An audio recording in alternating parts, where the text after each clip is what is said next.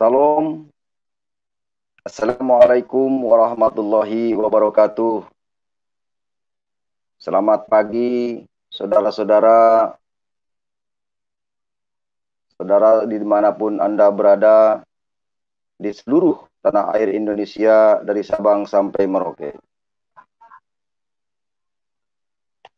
Merdeka Indonesia karena masih baru bulan Agustus. Kenapa Muhammad KC pada kesempatan pagi hari ini selalu mengatakan merdeka? Dengan tujuan kita harus merdeka dari segala aspek kehidupan. Merdeka dari jajahan politik, merdeka dari jajahan ekonomi. Kepada saudara-saudara dimanapun Anda berada, tonton di live streaming ini renungan pagi yang akan dibawakan dengan tema kebenaran tidak bisa disembunyikan dan kebohongan tidak bisa ditutup-tutupi. Namun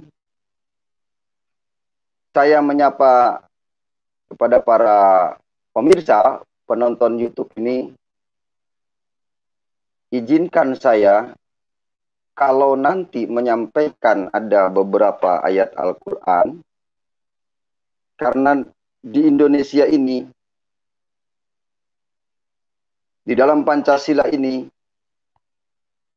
tidak hanya orang yang mengerti Alkitab atau Kristen yang perlu diselamatkan, tetapi saudara-saudara kita juga dari Islam yang memahami Al-Quran, huruf Arab, tentu mereka pun butuh dengan keselamatan. Oleh karena itu, saudara, saya akan menyampaikan ayat-ayat Al-Quran itu tidak bermaksud untuk menyimpangkan saudara dari kebenaran. Karena inti poinnya adalah kebenaran. Baik, dalam renungan pagi hari ini, saya akan membawakan tema yaitu kebenaran tidak bisa disembunyikan dan kebohongan pun tidak bisa disembunyikan. Kebenaran dan kebohongan akan terungkap dengan sendirinya. Mari kita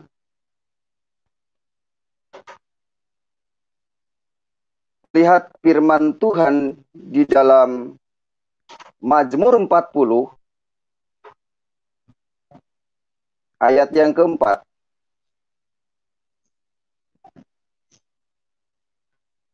Yang berkata, berbahagialah orang yang menaruh kepercayaannya pada Tuhan,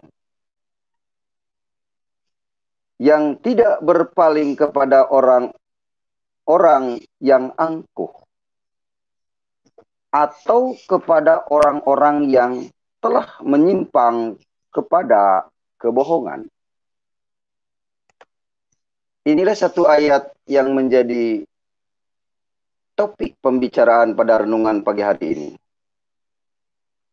Saudara-saudara yang dikasihi Tuhan, dimanapun Anda berada, kami Muhammad Kece ingin sedikit menyinggung, karena sering terjadi akhir-akhir ini,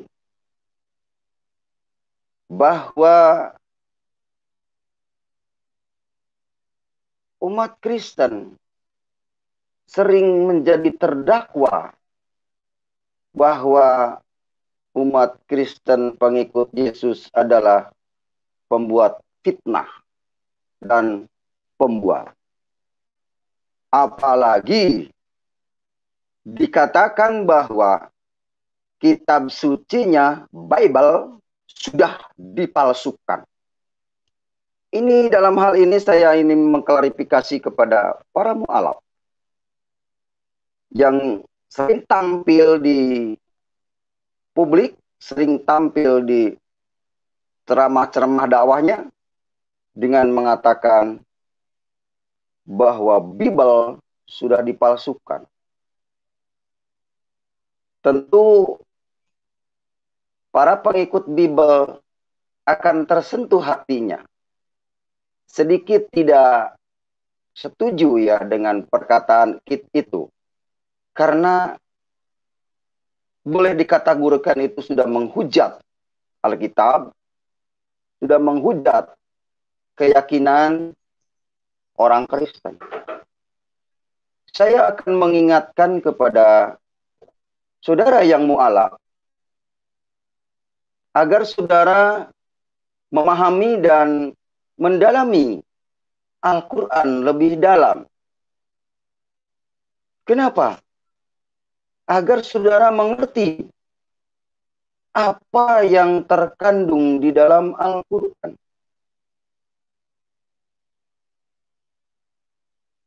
Banyak yang mengatakan bahwa orang Kristen itu kafir.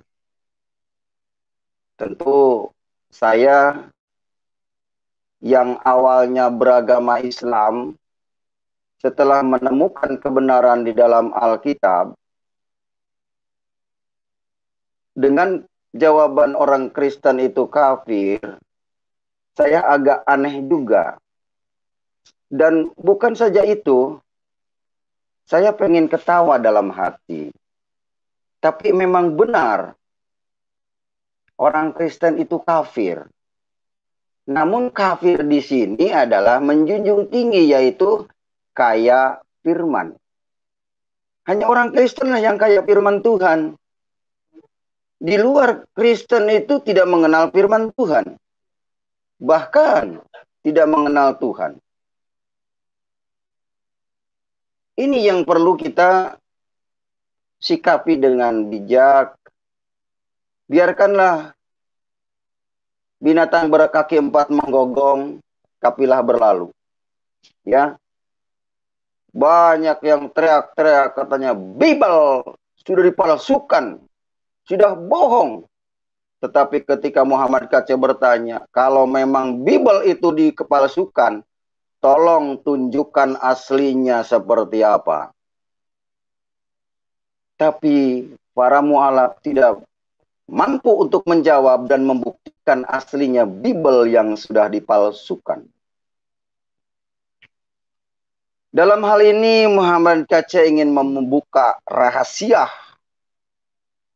dari cacian makian para mu'alaf kepada Bible atau kepada orang-orang Kristen terutama yang murtad, sering difitnah murtadin itu penipu dan pembohong, dan murtadin itu menjadi orang kafir, maksudnya orang kaya firman begitu.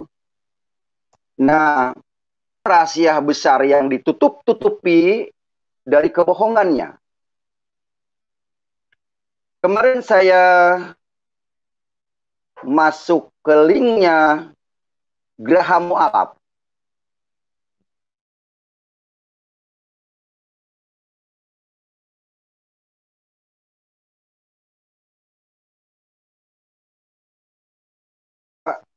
Bible dibilang palsu, ternyata ada rahasia besar dari pertanyaan saya kepada mu'alaf, Graham Mu'alaf.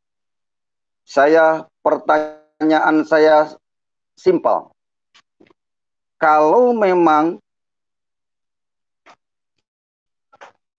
Nabi besar Muhammad bin Abdullah itu Rasul Allah, saya hanya menanyakan di mana ayatnya, di ayat apa yang mengatakan bahwa Muhammad bin Abdullah itu Rasul Allah. Kenapa saya tanyakan? Karena nama itu tidak asing lagi. sangat populer, ya. Nabi agung, nabi besar, didoakan siang malam setiap habis sholat, didoakan Allahumma sholli ala Muhammad wa ala ali sayyidina Muhammad. Itu wajib hukumnya setelah melakukan sholat dibacakan sholawat. Ternyata nama Muhammad bin Abdullah tidak tertulis di Al-Quran. Saya kira, oh ini rahasianya. Ternyata menutupi kebohongan yang tidak ada di Al-Quran diada-adakan oleh mereka.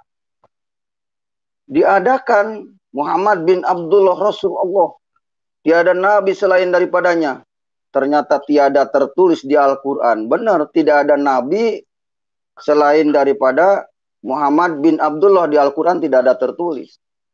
Jadi dibalikin, kalau kata tidak ada nabi lagi, berarti tidak ada nama Muhammad bin Abdullah di Al-Quran. Nah, ini saya mendorong kepada saudara-saudara yang masih beragama Islam yang belum murtad. Coba periksa Al-Quran oleh saudara. Adakah kalimat nama Muhammad bin Abdullah di Al-Quran? Kalau tidak, saudara tidak menemukan, segera, kesempatan tidak ada dua kali. Bertobatlah saudara, terima Yesus sebagai Tuhan dan Juru Selamat. Ini pesan Muhammad KC kepada saudara-saudara yang masih Islam yang membanggakan Raja Arab. Jadi Muhammad bin Abdullah ini adalah seorang raja di kota Madinah. Nabi Muhammad bin Abdullah yang mengaku Nabi setelah umur 40 tahun, di kota Mekah dia sebagai tokoh agama. Setelah hijrah ke Madinah, dia mengaku sebagai nabi dan menjadi kepala negara di situ. Makanya saya banyak keanehan di dalam Islam waktu dulu belum percaya Yesus. Katanya Nabi Muhammad itu seorang nabi yang umi, yang tidak bisa baca tulis. Nah, sekarang terungkap oleh Muhammad KC, ternyata Muhammad bin Abdullah itu adalah seorang raja di kota Madinah. Jadi raja Arab. Menurut hemat Muhammad KC, daripada menyanjung-nyanjung Muhammad bin Abdullah yang tidak kita kenal, belum kita kenal, lebih baik menyanjung meninggikan Bapak Joko Widodo dan Bapak Ma'ruf Amin. Itu pemimpin kita, raja kita. Mari, saudara-saudara seiman, doakan Bapak Joko Widodo agar diberikan kekuatan, kesehatan, kesembuhan, sampai menyelesaikan, bahkan panjang umur kalau bisa nambah lagi. Nah, Bapak Joko Widodo kita doakan agar dia tetap eksis, menegakkan kebenaran, menegakkan undang-undang Indonesia, dan mengusir para kadrun-kadrun yang ada di Indonesia yang ingin menggantikan Pancasila dan yang ingin menggantikan bahasa Indonesia dengan bahasa Arab. Saya bukan benci kepada mereka, tapi ayolah sadar orang Indonesia, bahasa Arab itu bukan bahasa Indonesia. Nah, waktu sedikit lagi saya ingin sampaikan kebenaran dari Al-Quran. Mohon izin saya akan menyampaikan ayat-ayat Al-Quran yang tertulis di dalam surat Al-Imran ayat 45 dan 55. Di situ yang dikatakan bahasa Arabnya, idza qalatil malaikatu ya Maryam innallaha yubasyiriku bi kalimatihi min husmuhu Masih Isa ibnu Maryam wajihan fid dunya wal akhirat wa minal muqarrabin. Inilah kebenaran yang dijelaskan oleh Al-Quran. Yang artinya, ingatlah ketika para malaikat berkata, wahai Maryam, sesungguhnya Allah menyampaikan kabar gembira kepadamu tentang sebuah kalimat atau firman darinya yang yaitu seorang putra. Namanya Al-Masih Isa putra Maryam. seorang terkemuka di dunia dan di akhirat, dan termasuk orang yang didekatkan kepada Allah. Ini Al-Quran dengan gamblang menyatakan bahwa firman Tuhan atau kalimat Allah itu namanya Isa, putra Maryam. Dan dia orang yang didekatkan dengan Allah. Ketika orang yang dekat dengan Allah menurut Al-Quran, maka kita berdoa tidak perlu teriak-teriak pakai loudspeaker kanan kiri. Karena dekat dengan Allah, cukup berbisik dalam hati, maka doanya dikabulkan. Inilah keuntungan mengikut Isa atau mengikut Yesus daripada mengikut Muhammad bin Abdullah yang notabene tidak tertulis di dalam Al-Quran. Ya, apalagi di Alkitab tidak ada Muhammad bin Abdullah, saudara. Muhammad kece menggiring umat Islam agar membaca Al-Quran. Cek yang sebenarnya.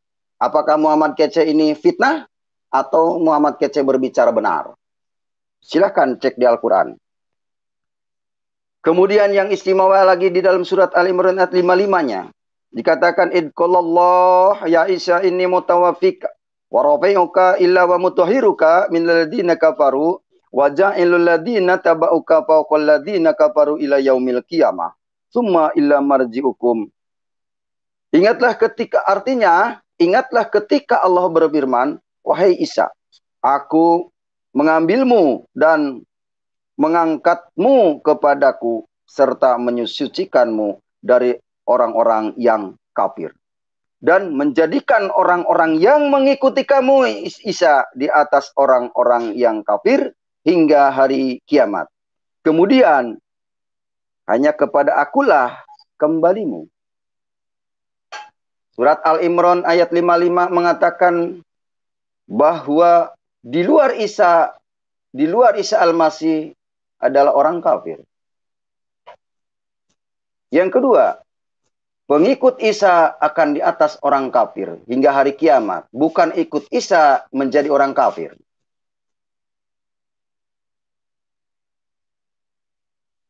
Dan ini yang ketiga adalah hanya kepada akulah kembalimu. Ini yang berfirman Allah. Jadi Isa dan pengikutnya kembalinya kepada Allah. Karena apa? Isa itu berasal dari Allah dan kembali kepada Allah. Inna lillahi wa inna ilaihi roji'un. Jadi yang inna lillahi wa inna ilaihi roji'un itu bukan pengikut Muhammad, tapi pengikut Isa Al-Masih, pengikut Yesus. Oleh karena itu, closing statement dalam renungan pagi ini dari Muhammad KC, mari saudara, sebangsa dan setanah air dimanapun Anda berada, Al-Quran sudah menjelaskan bahwa yang benar itu kembali kepada Allah adalah Isa Al-Masih ibnu Maryam. Kalau di Alkitab, Yesus Kristus. Karena Yohanes 14 ayat 6 dikatakan, kata Yesus, akulah jalan, kebenaran, dan hidup. Tidak ada seorang pun yang datang kepada Bapa kecuali melalui aku. Tidak ada lagi jalan ke sorga. Tidak ada lagi jalan kepada Bapa. Hanya jalan melalui Yesus, saudara-saudara. Jangan sampai terlambat. Inilah yang diungkap oleh Muhammad KC. Kesimpulannya, kebenaran Yesus, kebenaran Isa Al-Masih tidak bisa ditutup-tutupin. Dan kebohongan Muhammad bin Abdullah juga terungkap dengan adanya internet, yang mereka lakukan. Oleh karena itu saya menghimbau, sadarlah saudara-saudara yang beragama Islam, sadar saudara. Jangan mau saudara diadu domba, jangan mau saudara dialihkan bahasa Indonesia ke bahasa Arab. Kita mari bangkit Indonesia, jangan sampai kita diam saja. Waktunya menyampaikan kebenaran. Karena mereka yang berbohong, yang ingin menutupi kebenaran, akan menutupi agar Muhammad KC tidak boleh menyampaikan pendapatnya. Sehingga ada sekelompok lembaga swadaya masyarakat yang melaporkan Muhammad KC. Tapi Muhammad KC tahu itu hanya akan mempermalukan dirinya sendiri. Terima kasih kepada yang melaporkan saya sehingga saya bisa dikenal oleh kepolisian, bisa dikenal oleh masyarakat luas. Karena Muhammad KC dilaporkan gara-gara menyampaikan kebenaran. Terima kasih renungan ini kiranya menjadi berkat bagi kita semua, khususnya yang beragama Kristen bisa lebih tahan lagi dalam iman, tidak boleh goyah dengan kebohongan-kebohongan para mu'alaf kadrun. Terima kasih, saya bukan benci tapi hanya mengasihi agar saudara dan saya diselamatkan sesuai firman Tuhan. Kiranya renungan ini jadi berkat bagi saudara dan saya. Bagi saudara-saudara yang membantu pelayanan Muhammad KC, boleh atau saya mengucapkan terima kasih yang sudah membantu, tidak menilai besar kecilnya, tapi semuanya diberkati Tuhan dan jadi berkat. Haleluya, haleluya. Tuhan, terima kasih kami sudah Hamba-Mu sudah menyampaikan kebenaran ini. Kiranya kebenaran ini tertanam di dalam hati sanubari semua orang yang mendengarkan dan menonton YouTube ini. Salam. Tuhan Yesus memberkati.